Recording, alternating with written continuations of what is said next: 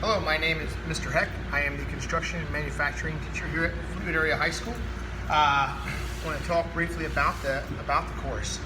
The course is really intended for people like myself who was in school. When in school, I was a hands-on type person. I wanted to do something that blended my mind with my hands and work through it with drawings and almost engineering type course.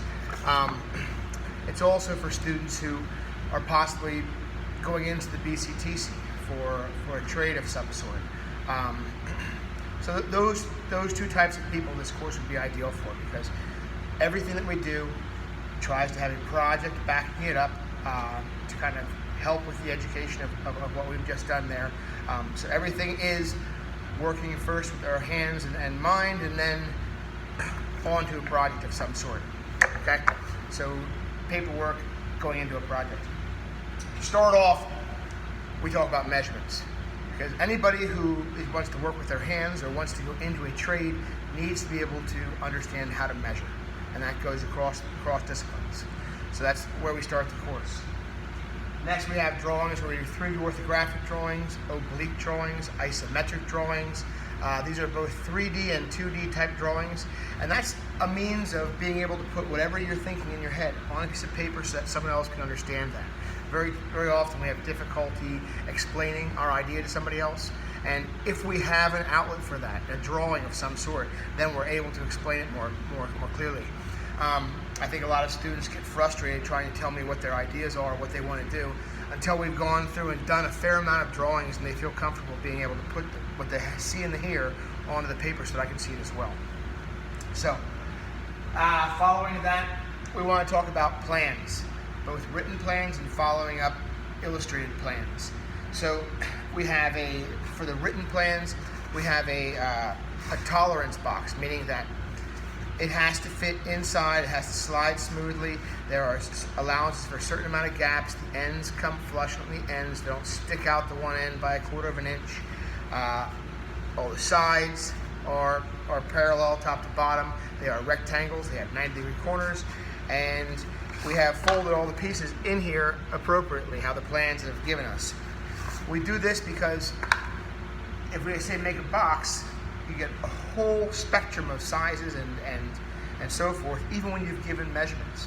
It's very easy to kind of self-check yourself.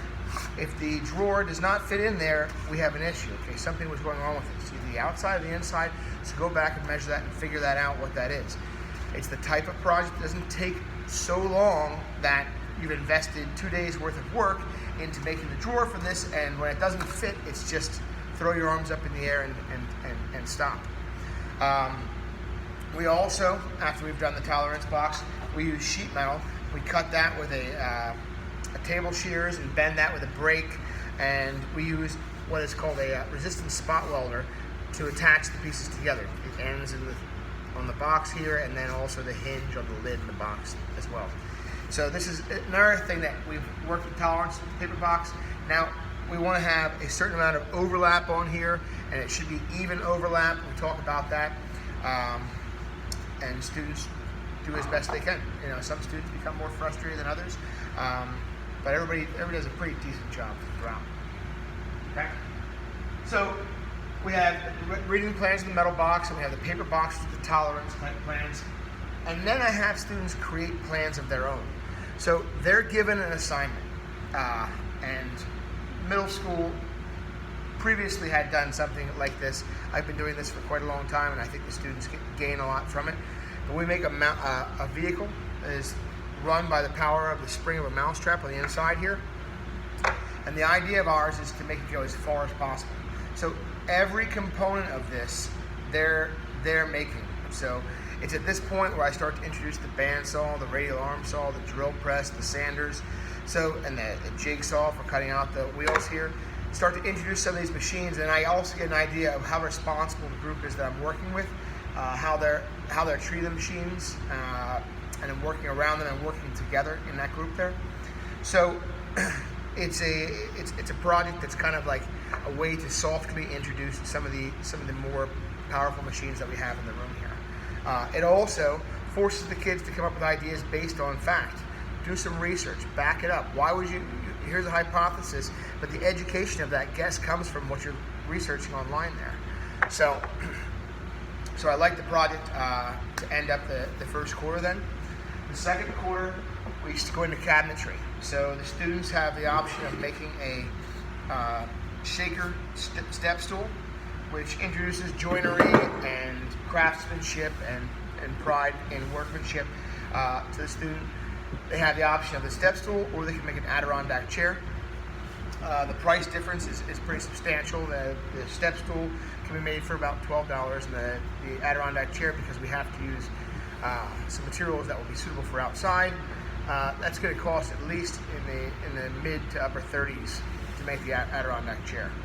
So that being said, that takes us into some bigger equipment. We're using all the lumber that we have, we buy rough. So it's all a ½ inch thicker than what we're going to be using it at. So it has to be joined, has to be planed, has to be cut to length, has to be cut to width, has to be sanded.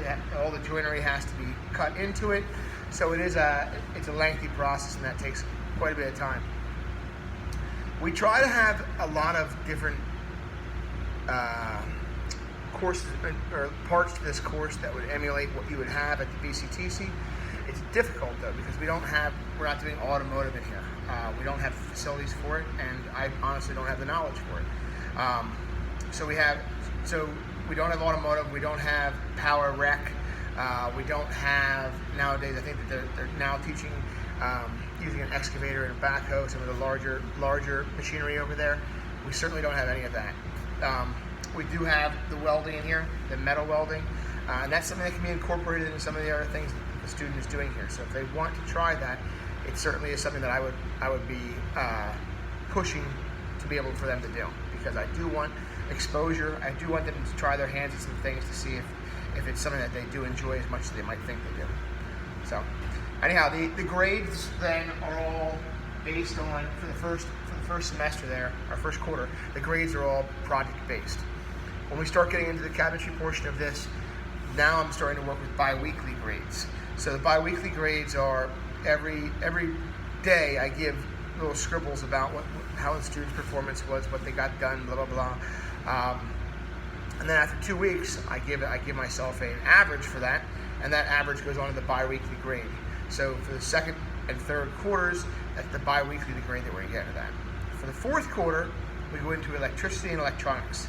So we do electronics, where we're learning Ohm's law. We're working with DC power, and we're building different circuits with series and parallel circuits. We also do residential wiring. So we bring out the boards here, which are framed up walls that don't have drywall on them, obviously. We have the boxes in there, switch boxes, light boxes, and students will do just a switch to a light. Students will do taking an outlet out and putting a GFI protected outlet in there. Because that is something that's going to have to be done in the future. If you're going to buy a house, that outlet's not protected by a GFI, you will have to be making that change on there. So I try to have it be things that I really think are going to apply to their own life, whether they go into electricity or not at the BCTC, or wherever, or electrical engineering later on in college. So anyhow, that is the course in a nutshell. It gets the students active. They come in, I would say 90% of the classes that students come in here, as soon as they're coming in, they're getting the materials out, and they're laying them out, and we're getting started. So it's an enjoyable class for both me and the students. Thank you.